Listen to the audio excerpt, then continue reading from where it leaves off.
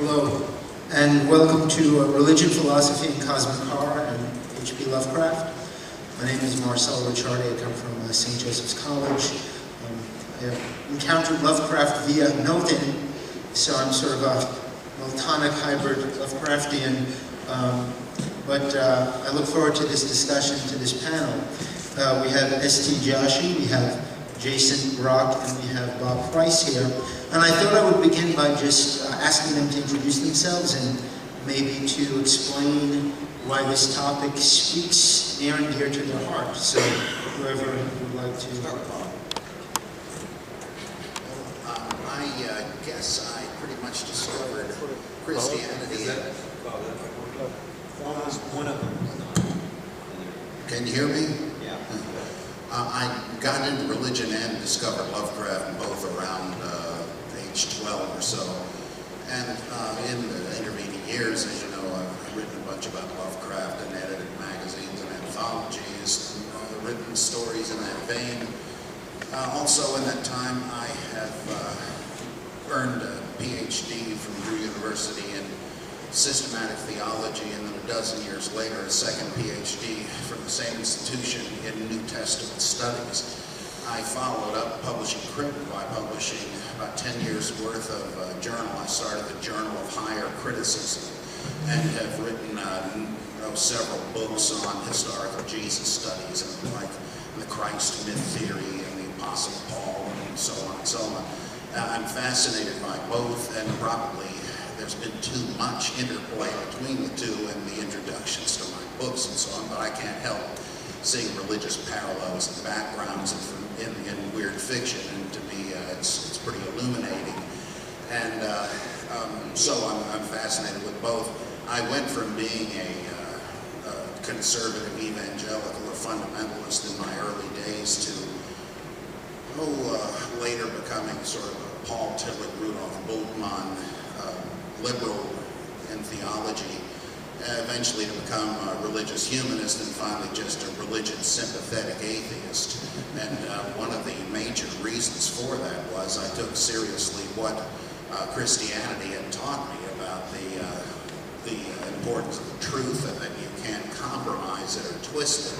Of course, eventually I came to believe that that's what the religion itself was doing, and I found myself at a crossroads I didn't think I would be at. And for instance, with the Bible, I came to realize that if I were to pursue as accurate an understanding of the biblical texts as I could, I would have to get rid of the blinders that religion seemed to impose upon me. And so I had been in religion enough to see many appealing and noble aspects of it. So I wasn't going to turn around and become the village atheist, saying, oh, it's no damn good, and all that. That was childish and ridiculous. In fact, I feel that as a humanist, you cannot despise the great creations of the human spirit, and that includes religion. That doesn't mean... So I kind of view Christianity, from which I came, the same way I would already have viewed Hinduism, Buddhism, etc., as great cultural artifacts, though not true in the terms they claim. And so I'm a religion-respecting atheist today. Yeah, I'm St. Joshi. Among many other things that Lovecraft has done for me is that he basically taught me philosophy in some regards, or at least taught me to be interested in philosophical issues. When I started reading those selected letters, I became fascinated by his mind as well as by his fictional creations, and he led me. I'm pretty sure he led me to be a pretty open atheist. I started reading the philosophers that he liked, specifically Nietzsche and Bertrand Russell. When I went to Brown, I studied ancient and modern philosophy, both at Brown and then at Princeton.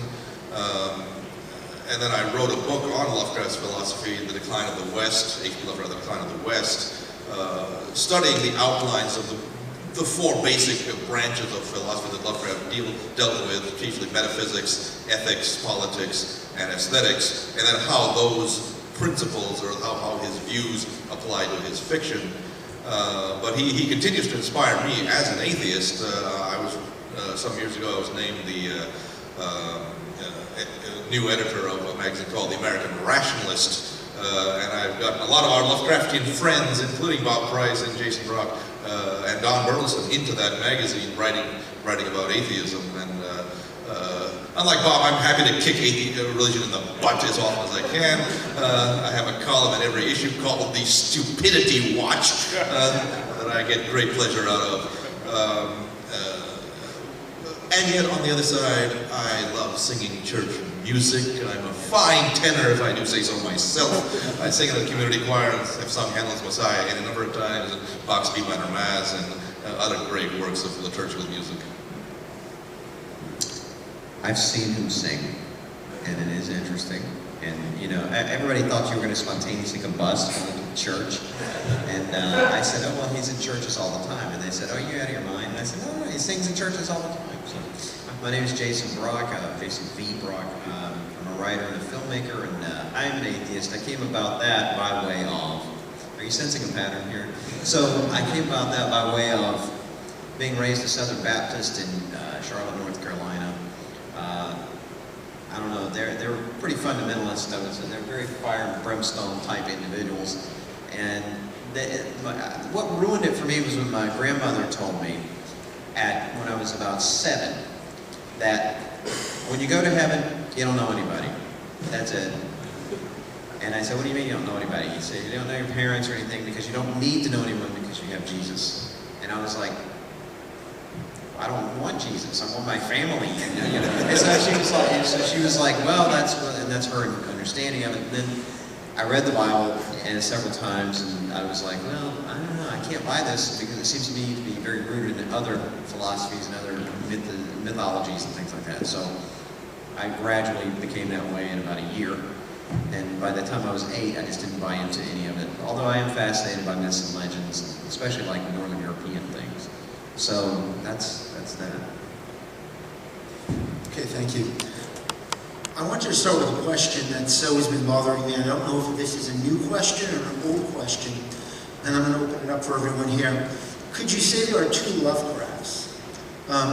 The historical biographical Lovecraft is consciously an atheist, but the more I read Lovecraft, the imaginative psychological Lovecraft seems unconsciously to be a dark mystic. And I just thought I would open that up. I actually wrote an article about this in the Weird Fiction Review called Cosmic Introspection. It's in Weird Fiction Review number 2, and I talk about how it's strange to me that Lovecraft, as an atheist, says does one thing, but then he populates his entire world with a panoply of these gods that he's created. You know, so it's almost like a substitution for something he's rejecting and doesn't believe in overtly. And then also he says to his friends, in an evangelical manner, use my creations in other ways and keep that linearity going about the things I'm positing about the cosmically indifferent gods. Now, on the one hand, he is saying they are indifferent, so it's not like he's worshiping them, because he sees no point in worshiping them. But he is saying that perhaps the humanity is just the backdrop for the things that want to that populate the universe really. So I thought that's an interesting observation, I think. I have an old article also called Cosmic Fear and the Fear of the Lord, Lovecraft's Religious Vision, in which I say that he obviously was, as Jason says, consciously, wittingly an atheist, but in another sense, he denied conventional theism, which he sort of associated with congregational Protestantism and so forth. And this is not an attempt to make him into Karl Rahner style anonymous Christian or anything like that, but there is definitely a mystical side that you see, especially in the fungi from Yoggoth. There are about 4 of those sonnets that are just chillingly mystical, it seems to me. But also in his various dealings, there are hints that he had a Buddhist-style approach to human beings. When someone told him that one of his friends, I forget who, was nabbed for burglary, Lovecraft just sort of shrugged and said, well, just another collection of molecules. And I thought that is very Buddhist, a kind of compassionate tolerance. Because, kind of like in the psalm, he knoweth our frame that we are dust. And I didn't get it from Buddhism, but it just seemed to be a spontaneous, similar attitude. But the main thing that allows you to see a religious dimension to Lovecraft, you want to put religious in quotes, that's okay, is what Fritz Leiber pointed out, when he said that Lovecraft's attitude toward the horrifying and yet fascinating unknown exactly parallels what Rudolf Otto called the numinous experience of the heart of all religion, that there is the mysterium tremendum, the mystery in which we tremble, and the mysterium fascinosum, that which enthralls and enchants and fascinates, and that we experience both in an encounter with the nameless holy, to which religion will soon give a name, many names all over the world. But in a moment of encounter, we feel like we must flee because the wholly other, the numinous, is the very opposite of everything we are. We're finite, it's infinite, and we're foolish, it is the sum of all wisdom, etc. Instinctively we feel this, and yet at the same time, the very same dichotomy means that we're attracted, because this may be the source of all that we lack and need and want. And so we say with Isaiah, woe is me, for I am undone. Like Moses, we turn away, afraid to look at God, and yet, like the psalmist, like the heart, what is it? I'm in the desert, like the heart pants for the water brook, so my soul longs for God. Both are true because of this double-edged sword of the holy. Well, Lovecraft has all these protagonists that walk right into the horror of having a comfortable anthropocentric worldview shattered and destroyed because they must know the truth. They kind of regret it once they find out they can never see the world not in shadow again. Everything is destroyed, and yet they had to know more than anything else. That's the essential basis of religion, as Otto described it. Others differ, but Lovecraft has very much that sort of dynamic going on. And again, it's just semantics whether you want to call it religion or not. Well, I think we need to keep clear that Lovecraft was dealing with different levels of belief here in his philosophy and in his fiction. He probably would have adopted the theories of I. Richards, actually were relatively current with Lovecraft in the 1920s, the distinction between aesthetic belief and intellectual belief. That is to say, in his fiction, he may be expressing an aesthetic belief, but he doesn't give intellectual credence to it. He does not believe in his own gods. I mean, that's absurd. Indeed, he felt that weird fiction was indeed a kind of a twisted reflection of religion, indeed, by the display of the supernatural, but it does not require intellectual belief in its creations, and that was its great virtue. He says, if I actually tried to believe in this as religionists try to believe in their various scriptures, I'd feel like an idiot. And indeed, as Bob Price has himself established in article after article, those so-called gods aren't gods, and even on the level of plot, they are not gods for the most part. They are just space aliens, and in a broader sense, they are really symbols for all the inscrutability of the universe. Chief among them, Azathoth, who blasphemes and bubbles at the center of all infinity, a nuclear chaos, is pure symbol. He never actually functions in any story, in any of Lovecraft's stories, and is simply a symbol of the vast mystery of the universe. Because Lovecraft said, reality is fine as far as it goes, but it doesn't go far enough. I need something more, but that something more is an imaginative leap, not an intellectual leap into mysticism. I'm not entirely sure that we can call Lovecraft a mystic. I don't think he actually had respect for mystics because he felt that mystics actually lent intellectual credence or some sort of credence to their visionings, and Lovecraft never did. He says the secret of the cake of weird fiction is that I know damn well it isn't so. He knows that what he's writing is fiction, but it provides that kind of intellectual release or imaginative release that he wanted. What I was saying in the article that I wrote for you was that I agree with what you just said, actually. And that, but what I'm saying is he was using these kind of tropes and stereotypes and reinterpreting them in this imaginative, population of gods and whatnot. But he was doing it in order to spread his non-belief. And so he encouraged his friends to use these kinds of ideas to promulgate the non-belief. Okay, so it's like atheistic evangelizing is what I would call it. There's plenty of that in the atheist community. Yeah. Fanatical atheist evangelism. To be sure. Yeah. And I think he was doing it in a metaphorical sense, with story instead of Oh, going, yeah. I hate God, God is a jerk. He was not doing that because that's just too on the nose. Although, as we know, some people didn't quite understand that Mr. Derleth actually took those gods fairly seriously, at least in the context of the story, and He was religious, right? made them as gods. And Derleth, was quite a devout Catholic and fundamentally misunderstood the thrust of the Lovecraft mythos. Do you think he wanted to change that, the interpretation on purpose? I think it was actually quite unintentional. I think he simply couldn't understand what Lovecraft was getting at, and therefore he just looked at it through his own eyes and thought that's what Lovecraft was doing. He was just continuing on. He simply didn't get it. So when he says he's seen Pan, is he being facetious? When Lovecraft says he actually sees Pan in the grove. Oh, that's all facetious. No, by no means. He was talking when he was 8 years old. He was so obsessed with classical antiquity and classical myth. He'd read all this stuff and set up a little altars to Pan and Diana and Juno and whoever else.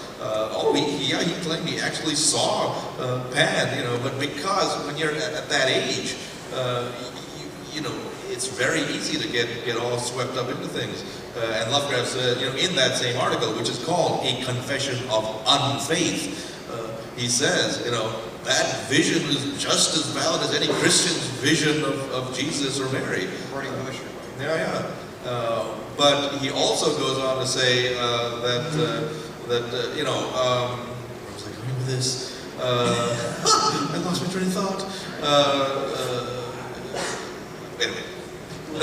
He was very young, and he also claimed that he basically was pretty much of an atheist from the age of 12 on, if not earlier. It's interesting that you mentioned the burning bush, because when I'm reading The Color Out of Space, it seems to actually replicate Exodus with the entity, the creature that sort of descends from the mountain. And I've noticed that the Pentecostal images of fire, and I'm just wondering, is there a future between the relationship Lovecraft and biblical theology, metaphysics? He probably used all kinds of things as scaffolding for his stories, I'm sure, whether it's classical mythology or biblical things. It's story's a story, right? Yeah, actually, I remember where I was going with this, my previous comment, that Lovecraft later in life really criticized the indoctrination of the young into religious belief. He felt that people should be allowed to figure out for themselves what they were instead of engaging in this what he called juvenile quasi-hypnosis. And he says, I can take a young child of 3 or 4 and make him a firm believer in the classical gods of Zeus and Apollo if you give me enough time. And I think he's reflecting on his own self-hypnosis at an early age. There's by the way, 2 things on that. The business about the color out of space, I think that is heavily dependent on the story of Sodom and Gomorrah, as I've said in a couple of windy articles. But on the issue of indoctrinating kids, I just want to provide a perspective I think is, for some reason, seldom considered. With my own daughters, and when I was pastor of a church and I was pretty much a religious humanist by that time, because you can, of course, view religion and participate in it in the same way Lovecraft understood his fictive religion, that it is a matter of imagination, that there's no price tag of literal belief to enter into the imaginative cosmos of religion.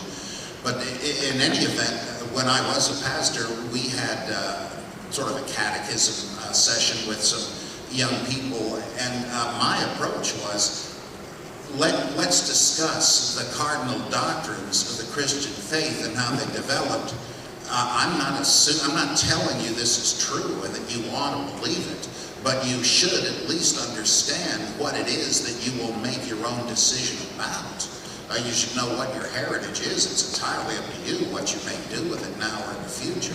Like, it seems to me that's a pretty good via media, because I hate the idea of indoctrinating too, and yet the approach, well, I'll just let them take a religion course one day. What you're doing there is catechizing them into secularism, which is not a bad thing if that's your position. But it seems to me... No, I don't believe that's the case. For example, my father was a secularist and did not allow myself and my two sisters to be indoctrinated into a religion, not even Hinduism. Of course, we were in this country at that time, but nevertheless, we had books about religion all around the house, and we were encouraged to examine them when we were, old enough to understand these concepts. So we were not driven into atheism by any stretch of the imagination. Yeah, oh yeah, that's different. You're really saying the same thing I am as far as I intend, that the resources are there. I just know some people, it's like fundamentalism versus what you said is not. Sure. We know that Lovecraft contemplated suicide.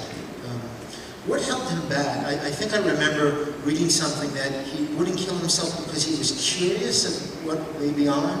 What did he mean by that? Does he mean that in terms of there are other galaxies and other realities? Did he mean extraterrestrial, interdimensional? I'm not certain exactly what he meant by that.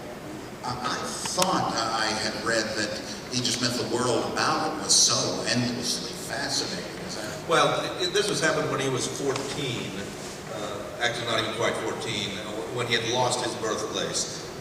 His grandfather died, and they lost a lot of money, and they had to move out of that birthplace at 454 Angel Street and move to a smaller house. And Lovecraft would take these long bicycle rides to the Barrington River and wonder about just plunging in and ending it right there. And he said, well, too many things remain mysterious. I needed to know about history and philosophy and science and all this stuff.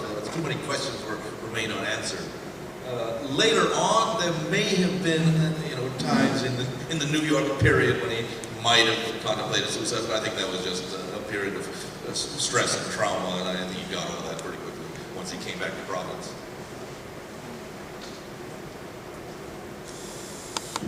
Could we say that in Lovecraftian fiction there are three types of entities? The extraterrestrial, the primal chaos monsters from the aquatic ooze, and the interdimensional beings. And I'm wondering, what exactly, I understand how the first and the last sort of fit in. What did Lovecraft make of that? Or what was he trying to convey with those interdimensional beings? Angel.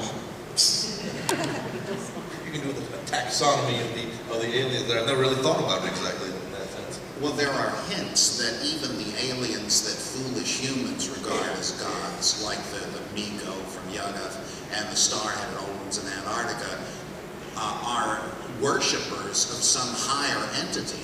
When Wilmarth overhears this liturgy going on, there's a religious service going on among the lobsters downstairs.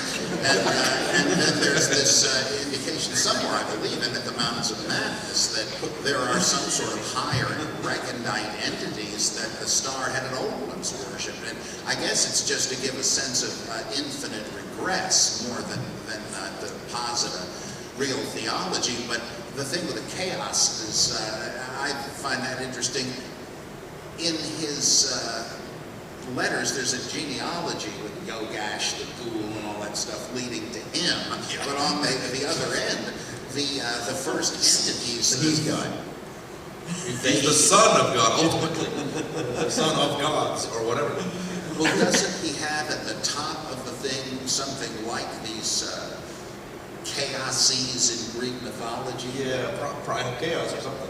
Yeah, wouldn't that be every historical culture has had some kind of creation mythology, some kind of destruction mythology, and important characters therein, right? Apollo, whatever, Wotan, whoever. And I think that he was just whimsically, of course. Yeah, well, no, he was not serious like in the way North was saying. But what I'm saying is he was making it.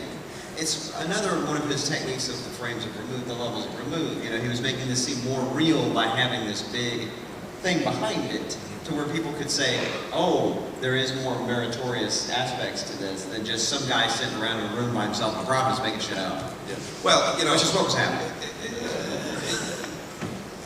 the relation of the human cultists to the gods, in quotation marks, that they worship, is indeed a very interesting question in Lovecraft's fiction. When Legras in Call of Cthulhu finally disperses this band of worshippers down in Louisiana and captures one of them, old Castro, and Castro starts spinning this tale about the great old ones. It says how, although it came down from the stars, brought their images with them, very religious imagery right there, a parody of the Bible, really, in many regards. And then it says, but there will come a time when Cthulhu will rise again from the deep, and we'll know that because it'll be a time of, destruction, and the cultists will then suggest that they will be part of this new dispensation that Cthulhu engenders, but I think they're just mistaken. Don't you think? I think they are simply wrong. They are puffing up their own importance in relation to an entity that simply doesn't care about them, and they will not be around when that new dispensation occurs and Cthulhu emerges from the waves. It's a pure fantasy on their part of identifying themselves with this alien creature. And in fact, then when you have in Mountains of Madness, Lovecraft explicitly saying that the star-headed old ones are the originals of the myths that the author Al-Hazred wrote about in the Necronomicon. So you're saying it's just like religion? Yeah, I mean, as Bob has said many times, Lovecraft knew from an anthropological perspective how religion emerges, out of primitive belief. And he also carefully constructed this, like Al-Hazred, being of Middle Eastern, origin, and this kind of thing. So that gives it more veracity, because it's like, this Middle Eastern thing, just like, the Hebrew Judaical beliefs, and then he creates the whole pantheon in this. So when I said they're angels, I was kind of half kidding, but they kind of act like angels in the sense that not angels like these little guys, because angels in the Bible are fearsome. They're not to be trifled with. I mean, they are destructive. And so I think that that's an aspect that he was trying to exploit to make something more real out of what he was conjuring than just a little old story. So I think he was adding a lot of subtext to it. What would Lovecraft make of the extraterrestrial phenomena today? Would he consider them paranormal, but then his atheism would conflict with that, or actual contact with something? Or would he think the whole thing is just foolishness? Well, he would probably think that most of the reports and accounts are foolishness, which they do seem to be. But I wouldn't be surprised if he took the view of Don Burleson, an atheist and Lovecraftian, that when you eliminate that vast majority of nonsensical, hysterical rumors and so on, there are stubborn cases that can't easily be explained, trained pilots and so on, that they've seen something that, for which there is no other readily available explanation that doesn't prove anything, but it really makes you wonder. If that were true, though, suppose that we're aliens visiting the Earth, that doesn't smack of the supernatural. It would just be like discovering the Western Hemisphere once was. So I don't think he'd have any problem with that, and indeed he's kind of anticipated the whole chariots of the gods thing.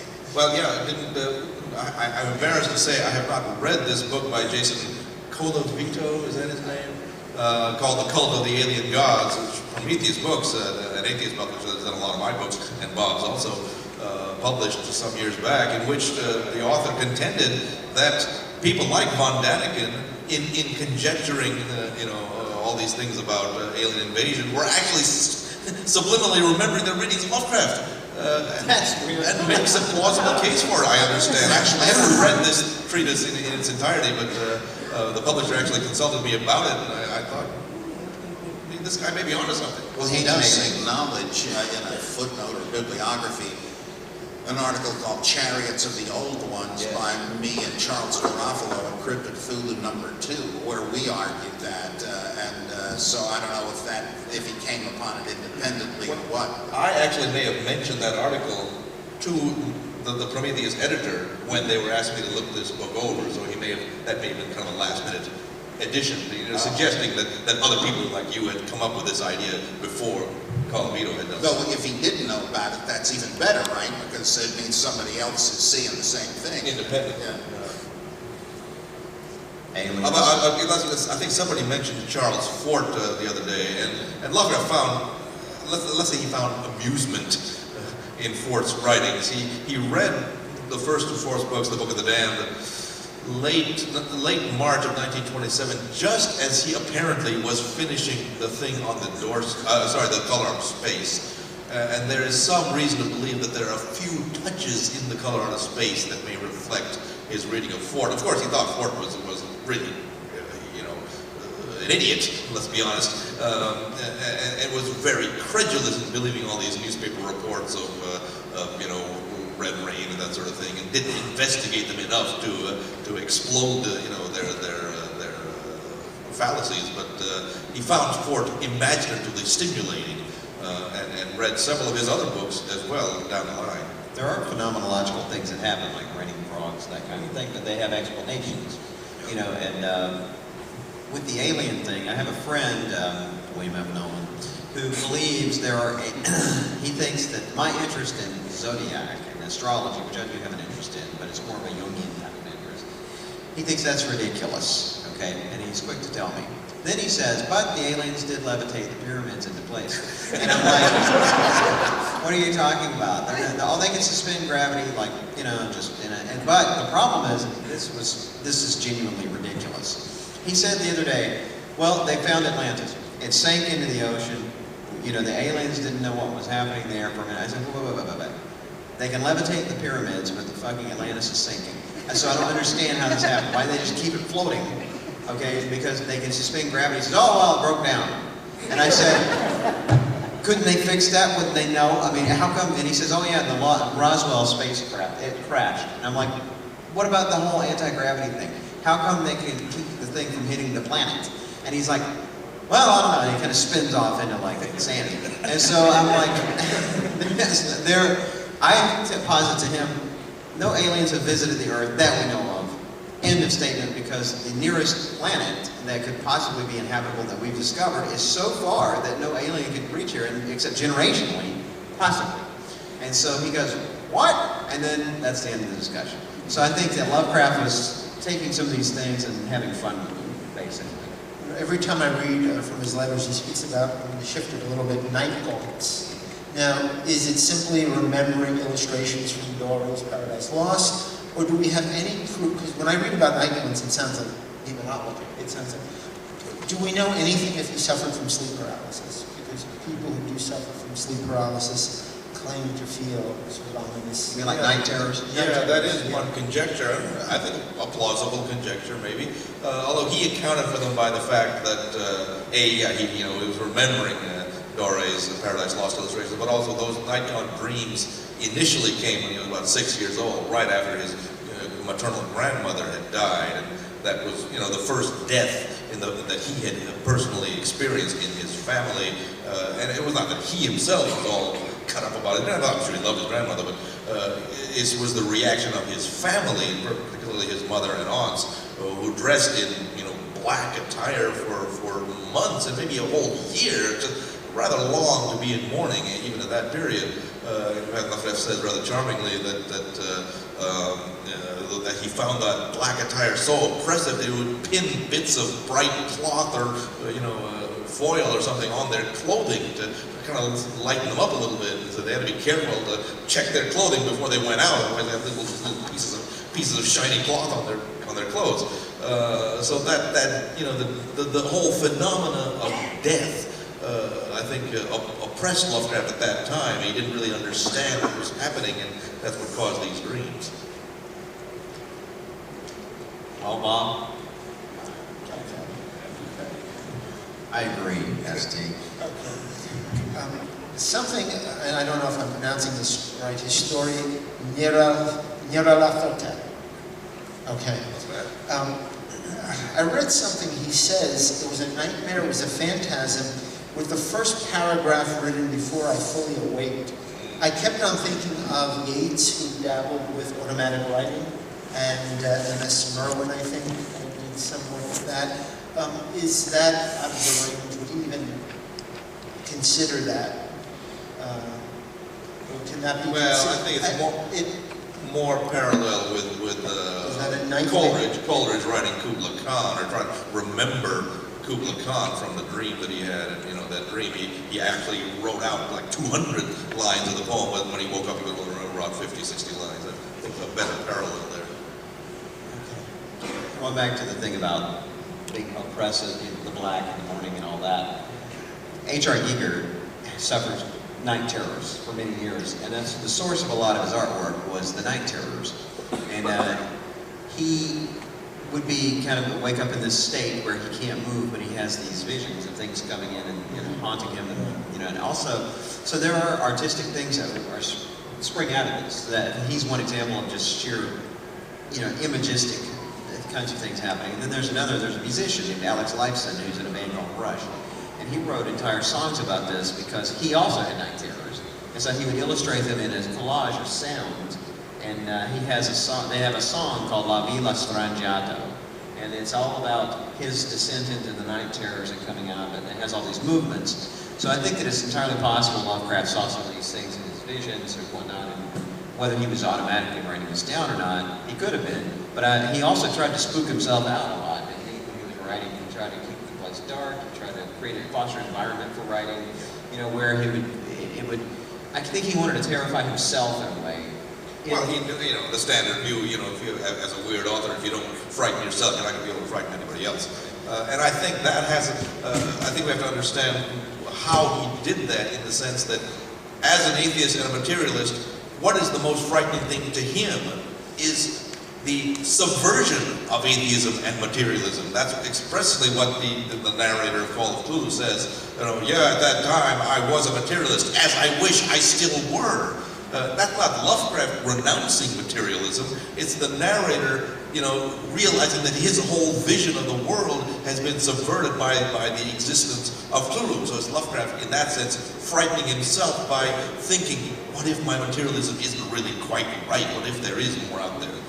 Just like a Pascal wager. Sort of. I did a story that's in an anthology called What Scares the Boogeyman, and the story's called The Fear of the Lord, and it's kind of a subversion of the Call of Cthulhu, where the narrator is a very thinly veiled Christopher Hitchens, and he makes the series of very closely analogous discoveries as the narrator in Call of Cthulhu does, and winds up horrified at the inescapable conclusion that Catholicism is true. And he says, that doesn't change my moral objections to it. I mean, am I to abandon moral autonomy? And then he finds out he is doomed with cancer, and he will shortly find out the perhaps horrible truth. So I thought, well, that's one thing that would be pretty frightening. Stealing that. I think I was reading something, and I'm hoping I'm pronouncing it, Ricciardi speaks about 3 types of encounters: theophany, Christophany, and hierophany. And hierophany is an encounter with this alien other, and it could be sacred or it could be diabolical. Would you say that in some way Lovecraft creates a hierophany? I think that's the pronunciation. Almost like in Hinduism, all of these entities and beings. Yeah, I think so. A great example of that would be the Bhagavad Gita, where Krishna throws off his mortal seeming form so Arjuna can see him. And it's this fantastic account of the true form. He says, you cannot see me with this eye of flesh. Behold, I give you a supernatural eye. And then this incredible description of Krishna as he really is. And Arjuna says his hair stands on end, and it's extremely impressive. And there's stuff like that in the Bible too, like the burning bush in Isaiah chapter 6 and so forth. And Lovecraft has stuff like that. I mean, all the stuff about the sight of something driving you mad, and the sailors at R'lyeh, they're like gone, and it's just too much, and it blows your circuits. And it is, as Tillich would say, demonic holiness rather than divine holiness, but truly the numinous either way. But, you know, again, emphasizing that much of Lovecraft is not conventionally supernatural in the way that we might think other works of horror fiction are. Because certainly as Lovecraft developed his theory of weird fiction, he came to believe that, as he says, what we have to do now, in the wake of the advance of science, what we have to do is portray not contradictions of the known universe, but supplements or additions to it. So to that degree, Cthulhu and his strange properties, for example, the ability to reincorporate disparate parts of himself, as happened in the story, is a supplement to natural law rather than a contravention of it.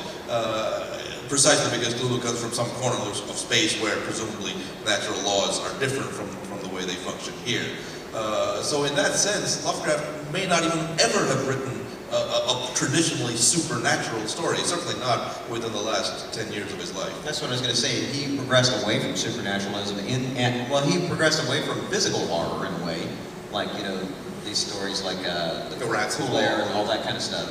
And that has a scientific basis too, but it's still a body horror kind of thing. The guy's dead, you know. And so I don't want to blow the ending for you, but he dies at the end. So he's dead at the beginning. He's dead at the beginning, and he dies at the end. So what happens is he moves progressively away from supernaturalism as he gets more and more information scientifically, and he starts to accept things like relativity and things like this, right? Which they were debated at one time. Is Einstein right or not? And so I think that he would have gone more in a science fictional bent had he lived longer. Oh, he already was. He was already clearly Shadow of Time is pretty much pure science fiction. Mountains of Madness has a lot of that. Pretty much. There's a great sense of the numinous awe of an encounter in Close Encounters of the Third Kind, which is, of course, overtly non-supernatural.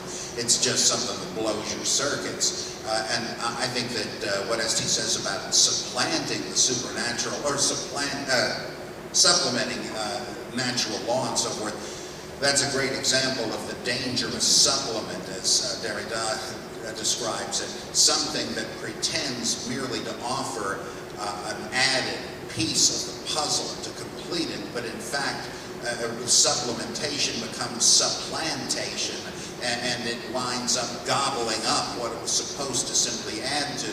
Well, in Lovecraft, I thought materialism, rationalism, science meant this, but now that I find out about these purely scientific fictional entities, it's not what I thought it was. And he hasn't converted to supernaturalism, but the world is not the place he thought it was, and it was scientific research and inquiry that led him to this horrifying conclusion. Something supranatural. Yeah, right. Supranaturalism, not super instead of mysterious. Lovecraft would have despised Spielberg, wouldn't he? Because you have all of these benevolent space alien gods coming to bring freedom to humanity. So I always thought that. And yet at the same time, I read something in one of Lovecraft's letters in which he said he seeks freedom. And I'm wondering, again, if he was seeking some form of self-transcendence through his mythology. Because he says he sought freedom. And one of the letters, and I'm just wondering if it was I'll have to read the context of that remark. I'm Okay. not entirely sure what that really means, but... Well, didn't he say his goal in literature was to create the momentary illusion of the suspension? Yes, exactly. He does use the word illusion. Right, in his famous essay on writing weird fiction, the illusion of some strange suspension of natural law, but he knows it's just an illusion. Do we have any evidence that he ever read Melville? I checked your bibliography and find anything. Yes, he did read Moby Dick on a trip that he took somewhere. He had it with him anyway, and of course he loved going to New Bedford and looking at some of the Melville sites up there. He was familiar with Melville. I know he was not a great reader of Melville, but I think he dipped into him. Because this is what haunted me. Looking over Beyond the Wall of Sleep, Joe Slater seems to be Ahab, who's actually, I mean, it's very rare in Lovecraft that I find heroic protagonists that are totally overwhelming or resisting, but he seems to be pursuing this Leviathan entity. And there's a reference to Joe Slater that just seems to make an analogy to Ahab. So I'm wondering how much of Melville's Gnosticism he assimilated. It will be an interesting course. I'm not entirely, that was a pretty early story in 1919. Not sure he would have read Melville that early, but who knows? possible.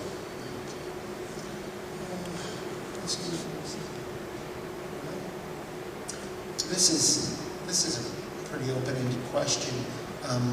Lovecraft was very, very generous to people in terms of who were up and coming in terms of writers.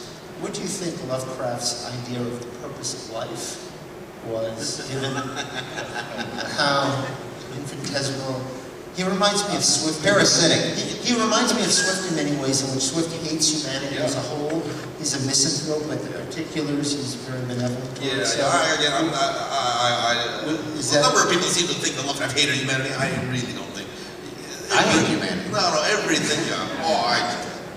That was my question. There's nothing wrong with hitting humanity. It's not a moral flaw, in my opinion. But quite frankly, given the state of human affairs, how we've messed everything up in the world. Anyway, that's all right. I'll calm down. But these statements we get, there's something like, he says something like,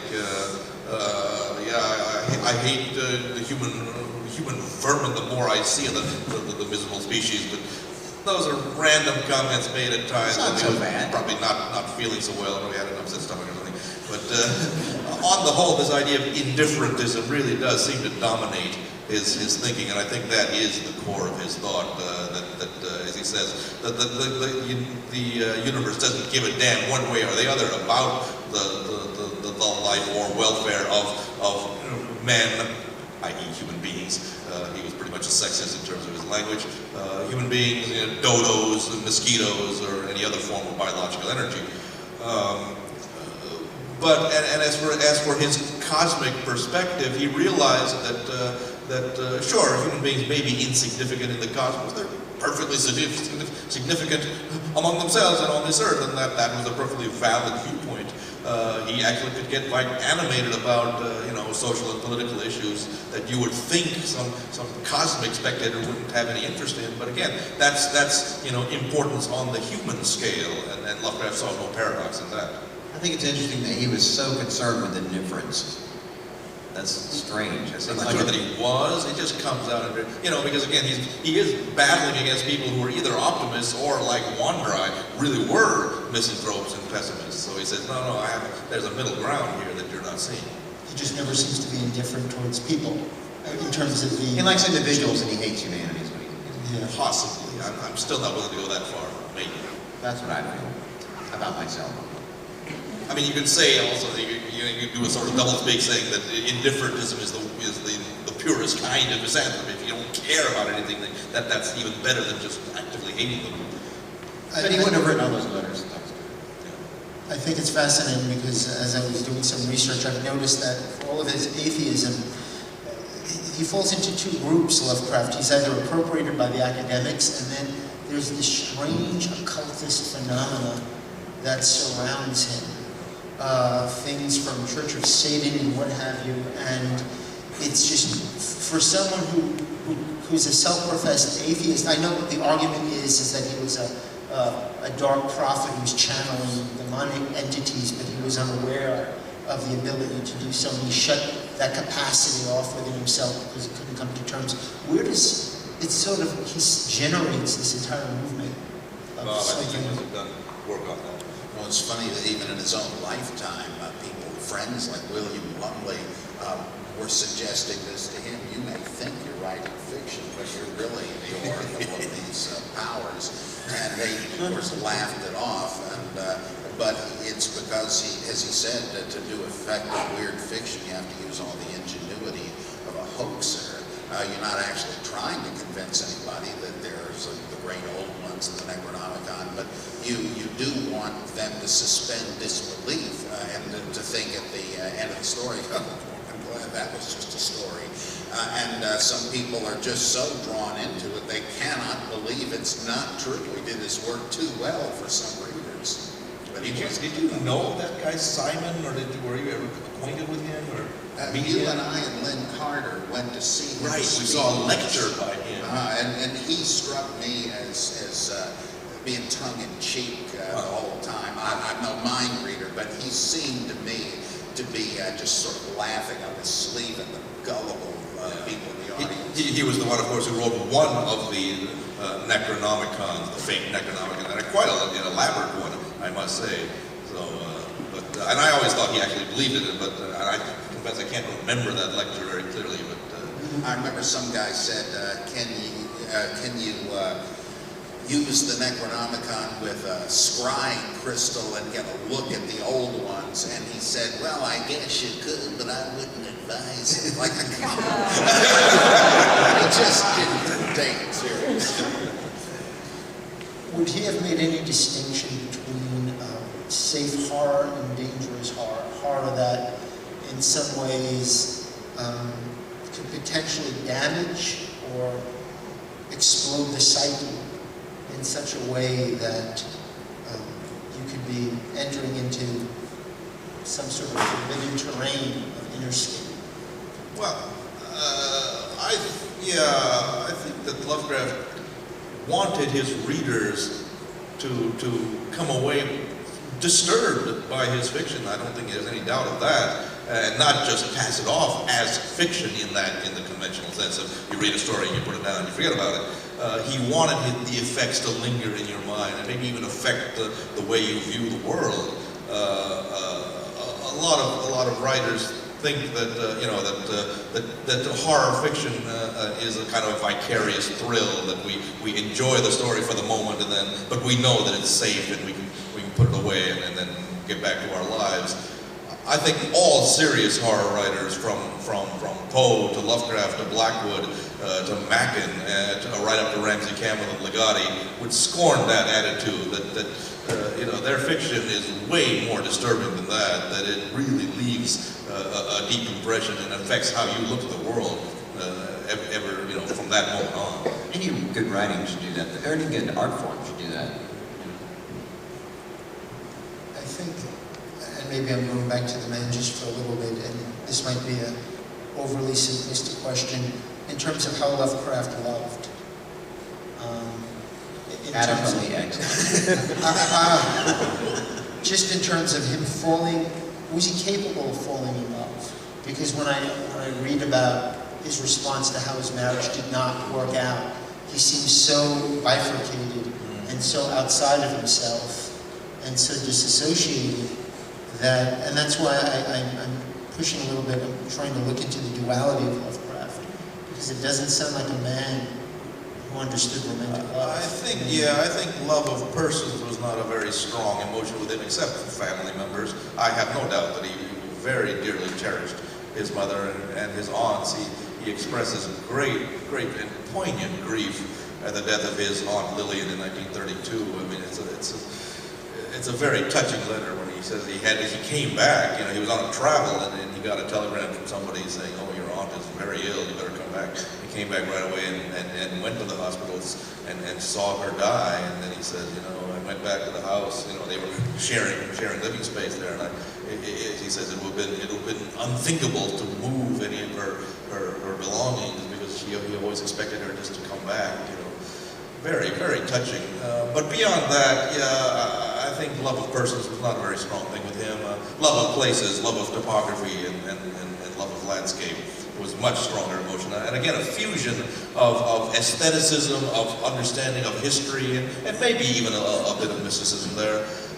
That's why he sought out so many new impressions on his travels, up and down the East Coast, and they all worked their way into his fiction. I think he needed the new stimulus of new landscapes to inspire him in his own writing.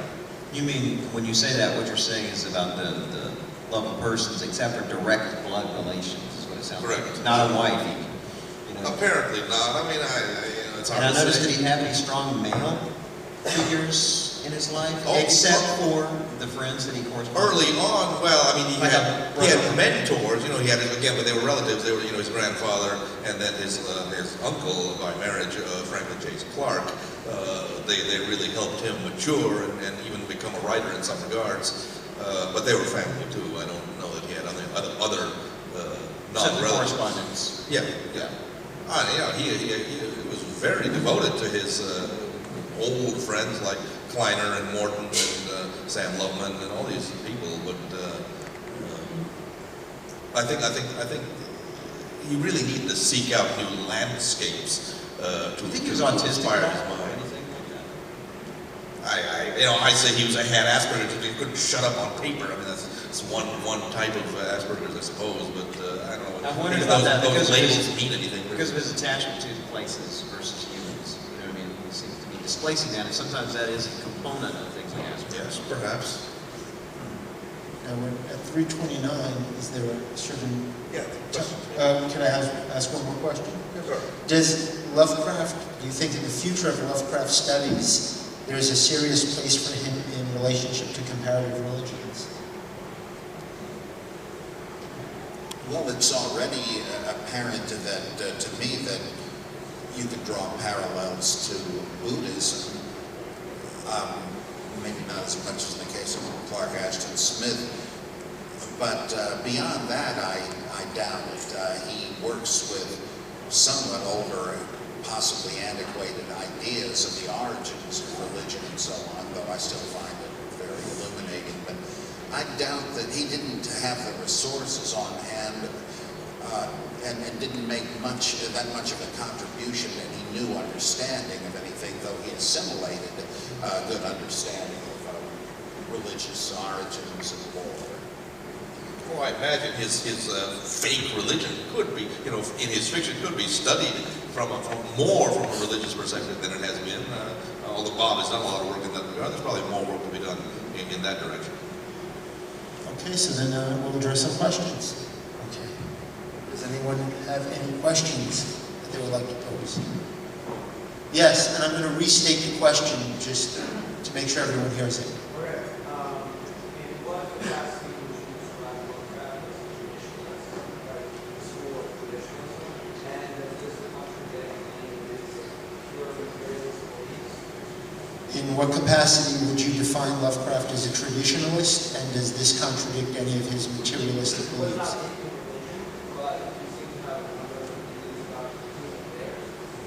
Even though he's not into religion. Well, I think actually Lovecraft remained pretty much a traditionalist in many regards right up to the end, even though by that time he had become politically very liberal, in fact a moderate socialist even, actually economically liberal, politically actually in some ways still conservative or traditionalist. Aesthetically, I think on the whole he remained quite conservative even to the end. Early on in life he expressed quick disdain of things like free verse and other types of avant-garde writing that he felt was just incoherent and violated the canons of classical writing. He loosened up a little bit on that to the extent that he said, well, people like Joyce, who James Joyce, I don't think he actually read much of Joyce, if any, where he recognized their value as writers, but he personally didn't enjoy them very much. But on the whole, his attitude remained pretty much kind of old New England WASP perspective. Any other questions? Yes. Is there anything in any of his letters, we're talking about Nietzsche was mentioned earlier, is there anything in any of his letters about the will to power and how that might relate to some of his ill-fated characters? Is there anything in any of his letters that mention Nietzsche and the will to power? Oh yeah, he was at a certain time in his life, right around 1918, 1919, greatly influenced by Nietzsche, and he actually mentions the will to power in several essays and letters of that period. I think Nietzsche was a huge influence at one period of his life in that transition. He actually went from a sort of pure classicism to what he called a sort of a decadent phase, and Nietzsche had something to do with that. There was some, yes. I'm curious about your analysis of the encounter that happens between Randolph Carter and young Salpop. It's written very lovingly. It seems to really smack of the sacred. And for someone who is a materialist, who is very rational, it almost appears that if he wishes to subvert that, that he wishes that there was some sort of side out there, it seems like a conversation that he would imagine between himself and whatever God could imagine. So, especially maybe Bob Price, I'd be really curious about the analysis of what kind of religiosity is in that Well, that part of Through the Gates of the Silver Key, it comes from E. Hoffman Price, who was self-confessed Buddhist, though I gather not a very good one, and was interested in theosophy. I think Lovecraft would never have portrayed Jan Sothoth in this manner as a kind of Mr. Rogers of the universe. He didn't even want to collaborate on the story. He was too nice a guy to turn Price down. Anyone else? Yes. Yeah, couldn't Lovecraft's cosmosism be considered a form of dark satire where humanity is the punchline? Could Lovecraft be considered a form of dark satire? Oh, yeah, Absolutely. That famous remark, which is now on a T-shirt, the world is indeed comic, but the joke is on mankind. Fabulous quote, ought to be in Marklet's. I think there is a deep vein of satire in much of Lovecraft's work, and I think we forgot to touch upon things like that's actually various parodies or satires of Christianity in Lovecraft. I think the classic example of that. Bob, why don't you expound on that a bit? Yeah, Don Burleson pointed out how the notion of Wilbur Whately as the son of God, basically, Jan Sothoth, virginal conception, sort of child prodigy, like in Luke chapter 2, I think, and so forth. He ascends the hill like Golgotha, and well, his resurrection. Well, he dies in the library. I don't think you can push it this far, but there's even references in Psalm 22, which early Christians took as a prophecy of the death of Jesus. The wild animals surround me and all that stuff. He's killed by a dog in the library and essentially rises from the dead as actantially the same as his invisible brother who bursts out of the farmhouse like Jesus emerging from the tomb. And then you double back, because when Wilbur's twin ascends that hill right before the faculty group from Miskatonic spray him with the dust that renders invisible, and he is banished, and he calls out, "Father." It's like, my God, why have you forsaken me? And I don't think any of that's coincidence. I mean, like Yog-Sothothery is his counterpart to Jehovah worship. And also in The Call of Cthulhu, he makes pointed digs at Millerites and Theosophists who were famous for expecting the end of the world or a new savior, etc. The rumor had it that Millerites or Adventists had dressed in white robes and gone up to the top of hills waiting for the rapture. I'm not sure if that ever happened, but it was thought to have happened. So he has people with dreams given by Cthulhu doing that. So there's a lot of... What is the concluding line of The Shadow over Innsmouth, where the narrator, who has now embraced his existence as a deep one, or at least as a forthcoming deep one, says, I'm going to release my brother or cousin from that madhouse, and in that lair of the old ones we shall dwell amidst wonder and glory forever. Hideous parody of the 23rd Psalm. Oh man, that really gets you. I had a question for him. In terms of parody, or is he reappropriating or substitutionalism? Because there just seems to be a sense of awe. Yeah. When you read that, it's almost as if he's just substituting one belief system for another. And I know something was written about the parody, but I never thought it was funny. It always seemed, as you said, awe-inspiring. Very humorless parody, I think. I maybe because just from my kick-ass atheist perspective, I just like to think of it as a parody. You're so jaundiced. I'm very jaundiced. Is there any other questions? Yes, please. A lot of it seems really set apart from the other mythos gods, in that he doesn't not care about humanity. He seems to care an unusual amount in metals to Is he a trickster? Yeah. Trickster figure. What do you make of Nyarlathotep? Is he a trickster god?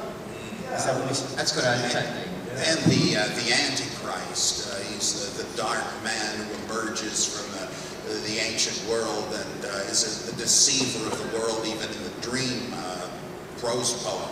And he has this light show and media show that hypnotizes people, and as they go out into the streets, it seems the world is coming apart.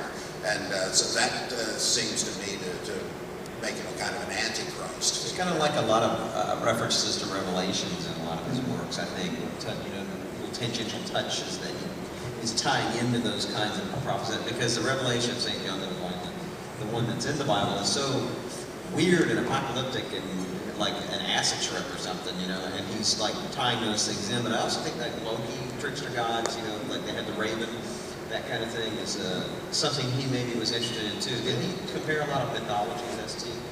I mean, or Bob? Knew a bit about other than just classical other mythologies, sure. I mean, he knew Norse mythology, he knew a bit about Hinduism, not much, I don't think, but...